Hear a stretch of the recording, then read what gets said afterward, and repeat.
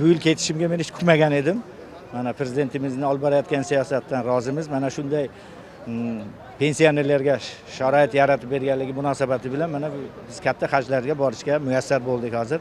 Shuning uchun prezidentimizga mana shunday ishlarni bardavom bo'lishini tilab qolaman. Xalq farovonligi yo'lidagi ishlariga tilakdoshman. Umrlari uzoq bo'lsin, nimaiki niyat qilgan bo'lsa, niyatlariga yetishini tilab qolaman. O'sha katta hajlarga borishga hammaga nasib qilsin. Sog'lik, salomatlikda uchrashish hamma. Dunyomiz tinch bo'lsin, O'zbekistonimiz mustahkam bo'lsin. Dunyo tanilgan yurtlardan biriga aylanishini tilab qolaman.